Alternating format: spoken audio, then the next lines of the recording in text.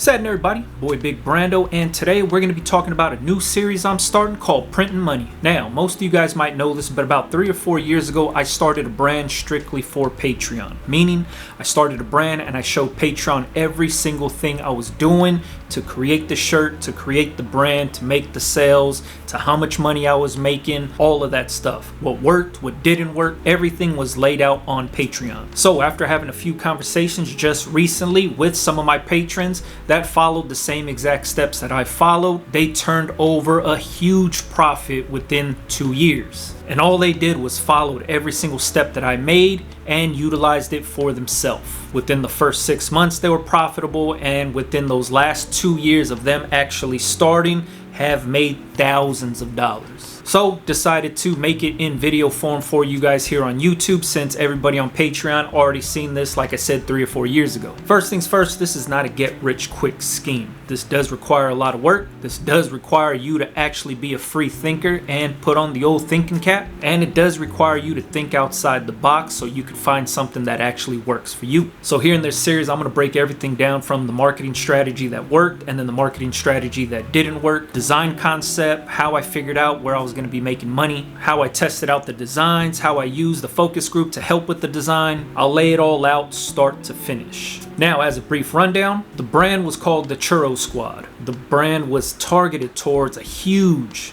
niche market, meaning I knew exactly the space I wanted to be in. I knew that the people in this space were willing to spend money on cool ideas. But also, there was a lot of people in this space already, so I had to find my own lane and figure out how I could make a name for myself. So as most of you guys know, me and my family were annual pass holders at Disneyland here in Southern California. If you've ever been to Disneyland or even Disney World, you know that people that love Disneyland wear Disneyland merchandise every single day. It's like if they were going to their favorite sporting event and they were wearing the team's jersey, that's exactly how people use Disneyland.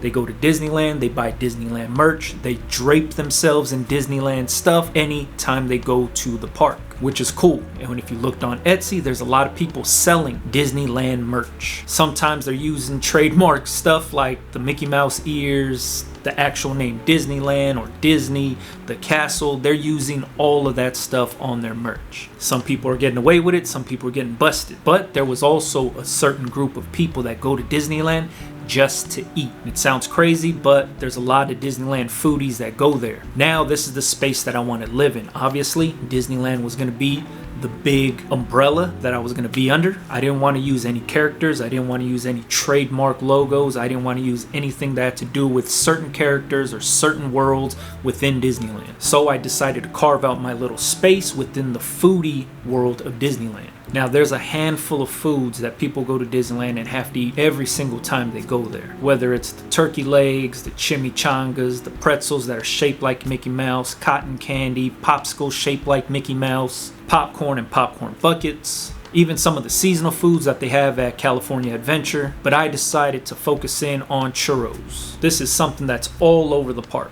There's churro carts everywhere on both parks, California Adventure and Disneyland, and a lot of people love these things. Easy call. So now I'm narrowing down where I want to live. I'm narrowing down what space I want to be in. I'm narrowing down how I could get people to actually enjoy my t-shirts and how I'm gonna get people to actually shop with me to buy my t-shirts. So every time I go to Disneyland, I look around and I'm seeing what people are wearing. A lot of times it's a lot of heat transfer vinyl t-shirts, and maybe they got them off of Etsy or they have a Cricut or Cameo at home. They made their own shirts. But if you ever been to Disneyland, you know there's a lot of people wearing custom shirts. A lot of times it's like a whole family of 5 or 8.